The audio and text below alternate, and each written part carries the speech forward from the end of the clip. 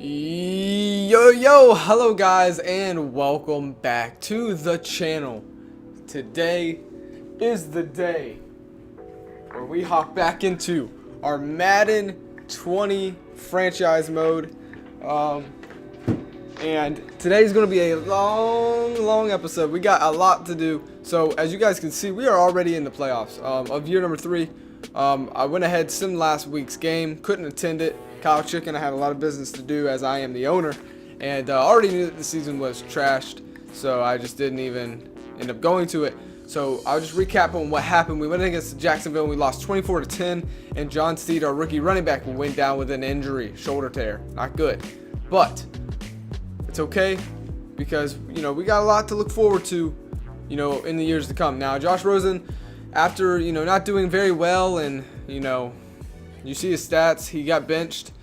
We started Casey Woods, who started off very hot, then kind of fell back down to earth. But overall, I feel like he played better than Josh Rosen, or at least he played kind of close to Josh Rosen. And Josh Rosen is asking for $163 million contract worth 6 years. That's just not happening. And so he probably will be hitting the free agency. As far as John Steed, his rookie season, he was so close to hitting 1,000 yards. He had 9 touchdowns, though. That's freaking awesome for a rookie. Kalen Ballage did good when he got to run the ball, and he got in there for 3 times as well. Receiving, a Benji Person, almost, man. I hate that he missed it. He was so close to a 1,000-yard season. As he continues to dominate and be our star wide receiver, as he was a rookie last year. He's got 2 seasons now under his belt, and he had 6 touchdown receptions, so not bad season though for him. No one hit 1,000 yards though. Mark Mello, his rookie season, 626 yards, 4 touchdown receptions, not bad. Tight end Mike Gesicki got 6 touchdown receptions. Tywan Taylor only 2. Didn't do as much as I would like him to do, but he did decent. Blocking, who gave up the most sacks? Well, this guy right here, Andrew Willie, gave up 9. Josh Klein gave up 7. Graham gave up 6. I mean, not the best season for us. Defensively, who led in tackles? It was none other than George Bradley, a guy that we drafted. He's now got two seasons under his belt as well. He came off of a season, his rookie season, where he had 11 interceptions. And this year he did drop down, but he got 6 interceptions, and he still led our team personally in receptions, or interceptions, should I say. And he also led in tackles though, 77 tackles. And I just want to compare him honestly to the league really quick, because he did have the best, he had the most interceptions in the league last year, obviously, but he also won best defensive back of the year last year. And look at this, it looks like he's gonna win it again this year probably. 6 interceptions, tied with Josh Jackson for the most 2 years in a row now. Back to back, he has had the most interceptions in the league. That is, this year obviously it was a little closer, but he also did really well in tackles. Kawan Alexander with his new team getting the most tackles in the league, so that's awesome for him. Anyways, but let's get back to Miami's stats here as we check out who got the most sacks. This is something we've struggled at, and that's getting to the quarterback. And again, it is our free agent Jerry that we picked up, but he's only got 5.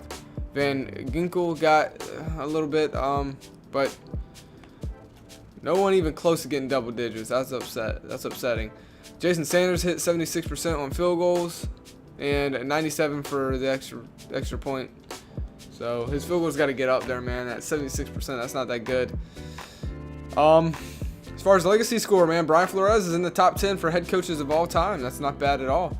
And as far as awards go, let's find out what the awards look like. Who won MVP? And it's Baker Mayfield who won the NFL MVP. And let's see who won best DB in the league. It's George Bradley, 2 years in a row, best defensive back in the league. Let's go. Xavier Howard was in the running as well. Best linebacker, Von Miller. Best D-line, O-line. Best wide receiver, Tyreek Hill. Best running back, Le'Veon Bell. I like that. Defensive rookie, offensive rookie, Scott Freeman, defensive blah, blah, blah. Okay, so that's that right there. Now, let's check out the standings and how this year's finished off here. Panthers finished 13-2-1. Panthers 13-2-1 as well. Possible Super Bowl right there. And so here's all the other. Bills and the Jets ended up both finishing 10-6, so they both are going to battle it out in the playoffs. And as far as who did the worst, first year without Andrew Luck, as he obviously retired young. The Colts finished 9-7, so actually not that bad, but they do miss the playoffs. Steelers finished 8-8, and we finished, of course, in the middle of the pack. Patriots, first year they actually have finished really badly. They had Phillip Rivers at the helm, but just they couldn't get it done. And then the worst team is actually, this is very surprising, LA Rams, man, 3-13, Broncos 3-13, Redskins 5-11. So yeah, there you go. You have it there. So now we have already simmed the wild card. So let's see the turnouts for that.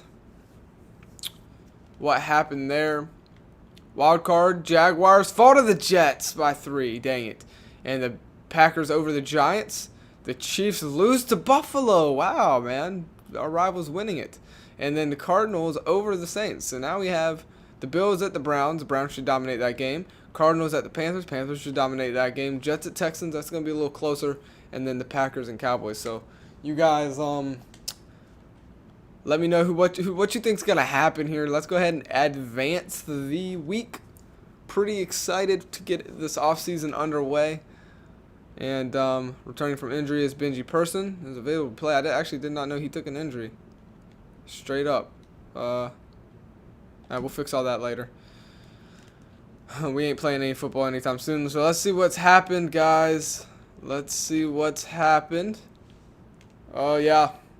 Browns beat Buffalo, like we said. Carolina beats Arizona, like we said. Houston loses to the Jets. We said that was going to be close. And the Dallas Cowboys actually over the Packers. So Jets at Browns, Cowboys at Panthers. The Browns have been due for a Super Bowl since the series began. They've yet to make it. They've made it to the playoffs every year up to this point. So I'd be surprised if they let the Jets, a 10-6 team, come in and swoop today, but you never know. And then you got Panthers, Cowboys. So I'm probably going to go ahead and put my money on Panthers versus Browns Super Bowl. That's what we said at the beginning, so I might be right. I don't know. Let's find out what happens here. It's going to show it at the top corner, so it's going to be a spoiler. Get ready. Here we go. It is Cowboys Jets. We're completely wrong. Holy crap. The Jets, the New York Jets, man. Dang it, a rival team makes it all the way to the Super Bowl. That sucks, doesn't it? Let's see what happened here. Browns get devastated by the New York Jets, and the Cowboys just shut down Cam Newton in the offense. Couldn't even score a touchdown.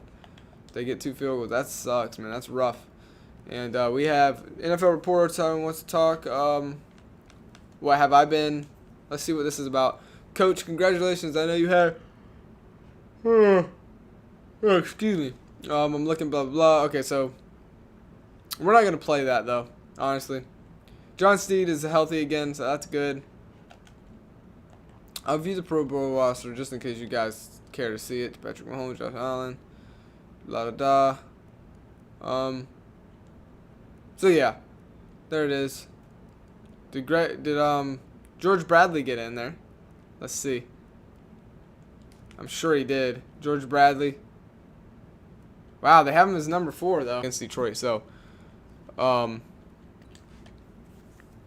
they finally made it as far as both teams, man. They've been on that, ride for a minute of trying to make it. So we're going to go ahead and just give man-to-man. Why not? Get him at 85 overall. George Bradley deserves it as he wins the best defensive back in the league 2 years in a row. I feel like that kind of deserves a development trait up boost, in my opinion. So we might see if that happens or not. View yearly awards. We already did that. It's not going to change from when I viewed it. So we already know who won that. I'll write all this stuff down here in a minute. Let's see. So yeah, let's just go ahead. I'm really fine. I don't need to scout anymore, honestly. I do want to see. I want to see if can we trade. No, we can't trade yet. Yeah, let's just go ahead and advance. I don't need to scout anything yet. Who's going to win Super Bowl 56, boys? I'm hoping it's Dallas. Come on, Dallas. Let's go, Dallas. Let's go, Dallas. And it is Dallas. Screw you, New York. Screw you. Let's go. Dallas, it's a close Super Bowl. It's one that's going to go down in the history books. It wasn't like the last two Super Bowls where the Ravens dominated the Panthers and Miami dominated Detroit. No, this is a showdown, a shootout, 31-28. Let's go ahead and see who won the Super Bowl MVP of Super Bowl 56. So here we go. This game took place, of course, at 6/17 on a Sunday here in 2020, I believe. There's the stats. So it started off Dallas scoring first, drawing the first blood, 7-0. And you know what they say, team that can draw first blood or team that's chances are high of winning. So 7-0 into the first quarter. And then at the second quarter, man, the Jets they turned on the Jets and they took it into halftime 14-7. Now coming out, Dallas would tie it up 14-14. And going into the fourth quarter is when the defenses broke down, where the Jets gave up 17 points and Dallas gave up 14. And in the long run, it was Dallas winning over the Jets 31-28. So a classic Super Bowl. And Sam Darnold fell apart in the Super Bowl. 2 touchdown passes, but 4 interceptions. He threw the game away. That's why he lost. And Dak Prescott didn't even do that great. Honestly, I mean, he was accurate, but threw 2 touchdown passes and 1 interception and only 189 yards. Sam Darnold was balling, but he was also throwing the ball to the wrong team. Justin Jackson had the most carries for the Dallas, because you guys got to remember, they no longer have Ezekiel Elliott. Ezekiel Elliott left them. He did not want to resign, and I bet he kind of regrets it now. And overall, Justin Jackson, I mean, he didn't do amazing. So I really don't know who. Honestly, no one really did that crazy good. Let's see about defense. Who's going to get the MVP award? Who do you guys think it should be? Wow. Leighton Vander Esch got 11 tackles, but after that, he was just a tackling machine. That's about it. Is 11 tackles enough to give you a Super Bowl MVP? I feel like it's got to go to Dak Prescott, even though just because the rating. But honestly, I don't feel like it's like a strong MVP. I feel like it was across the board. Dallas just did decent. So, wow, what a Super Bowl where Sam Darnold threw 4 interceptions. That's going to be remembered as probably one of the worst performances in Super Bowl history. Okay, running backs. We don't need running backs. Let's take a look at the line, though. We did offer, obviously, for left guard James Daniels. I hopefully will get that.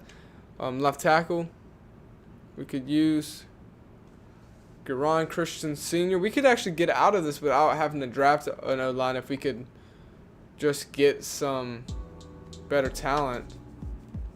Like 76 overall for 25. That's actually not bad, man. 16.7 mil. That's 88. That's way better than what Texans offered him. Let's go for that. Centers. We definitely need a center bad. Mike Pouncey, Ben Jones. I definitely say, yeah, I don't like anybody that's here right now, so. Right guard, Austin Corbett, 26 years old, 79 overall. Let's Elijah Wilkins. Let's go with him, Corbett. We'll offer him a little bit, 16.2, 92 points right there. Right tackle, we could use as well. There's not really any young talent worth picking up.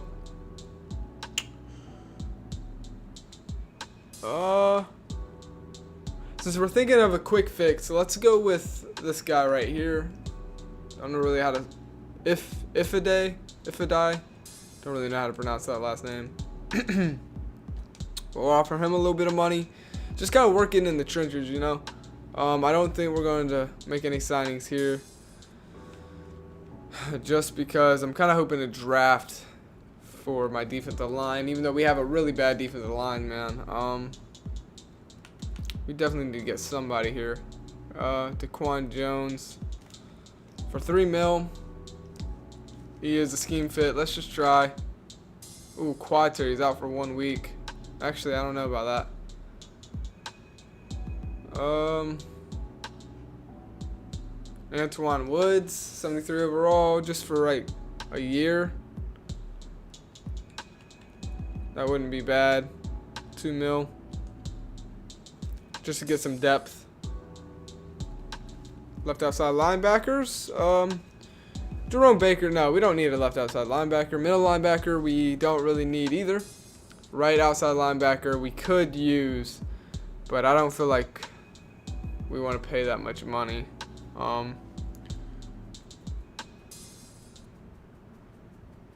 So I say we just, because we ain't really got to focus on our offense this year, besides the offensive line. And if we can get a lot of these signings to go down, then we'll be good even there. So he had a bad season, but that's okay. It happens. No! No! Daniel was rejected the offer. That was the biggest one I wanted. Everyone else accepted. Let's see if is he still available. That sucks, man. Please tell me he's still available. No, who did he sign with? Oh my God, he went with the Broncos over us.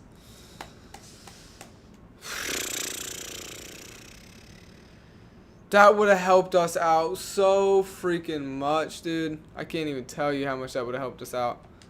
But we gotta look at the positives. We have kind of grown our team a little bit here. Gotta stay positive, right? Let's just stay positive. Antonio Brown. I definitely don't want him on my team, man. Fucking, I don't want to deal with that. So, yeah.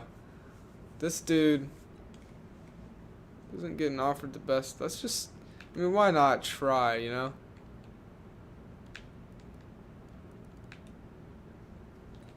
What would that do? Yeah, he's not going to take that. There's no way. We could go for Marquise Pouncey for a 1-year deal worth $70 million to kind of just help us out on offense. I think that's what we're gonna do. See if we can't just, you know. As far as defense on the line, we kind of need to get. So we did get Woods. Left end, we could definitely try and go for somebody like Jabal Shear. No, never mind. He's like way older than I thought he was. No young talent, man, really.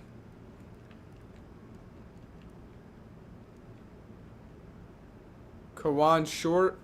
1 year for $10 million? Hell no. Hell to the no. I don't know, guys. Honestly, I don't like any of these options, really.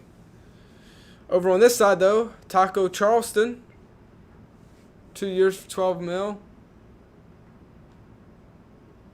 Or Breland Speaks. He's 26 and he's got star development. And he wants less money. Let's go for this guy. We gotta outbid the Giants though. 95. Nope, they're offering a little more money, so we can do that. 12.8. Let's go. And it's crazy that he's the 94 overall at age 33. Nick Chubb is going to Tampa Bay. Von Miller ends up, going back with his team, the Broncos. They do end up getting a deal, finally. 2 years for $34 million. Antonio Brown's joining Von Miller. The Denver Broncos finally make a bid on him, and they end up paying $34 as well for him for 2 years. And his bonus is a little bit more than Von Miller's, but 2 X factors. The Broncos looking for a a one-and-done season, it looks like, as they sign a 33-year-old and a 34-year-old. So they're not looking for long-term. They're looking for a win-right-now type of team, it seems like. Roby Coleman ends up going Cardinals. Joe Staley goes to the Cardinals. Trey Flowers to the Bucks. James Daniels, a 24-year-old left guard. Of course, we already knew that. Ends up going to the Broncos. I think that's their best signing yet. And the best signing in general besides Vander going to Minnesota. Any other big names? Josh Rosen, the guy that we've all been wondering, where was he going to go? He had a lot of teams, a lot of successful teams going to him, like New England. Even though New England came off of a 5-11 season, they still have had a lot of success in the past, of course. He had a lot of teams going for him after winning that Super Bowl, but it's Pittsburgh that finally gets the deal done, as they actually pay him more money. They feel like he is the man. They end up paying him a 6-year deal worth $68.3 million and $81.5 million in bonus money, and that is a total of $150 million contract Josh Rosen just signed. He just banked out, and he's going to be playing for Pittsburgh for the next 6 years. So, Pittsburgh, I hope you enjoy that, because I don't think he is going to be as good as you think, and now you're stuck with that. So, you better pray that he grows up to 30, because you're going to have him up until he's 31. So I think he's going to start regressing around 29, and he's only at 82 overall right now. So it's going to be interesting to see what the hell happens. We're going to definitely keep an eye on Josh Rosen. That's a big signing. Pittsburgh's went in all the way, though, after Big Ben, of course. They had to find a quarterback, and I guess they think Josh Rosen won a Super Bowl, and he's that guy. So moving on, big name signings. I don't really see any big names besides that one, so we're going to end it there. Just one last little look. Yeah, it doesn't really matter once you get down that low. So there it is, guys. We will team has already improved. We've already definitely improved on offense. We were at like a 75. Our defense went down a little bit. We were at an 85 by the end of the season. Now we're dropped to an 81, but that's okay. Our offensive line, though, like I said, we were either going to improve it in the draft or we were going to improve it in free agency. We were going to improve it, though, and I feel like that's what we did.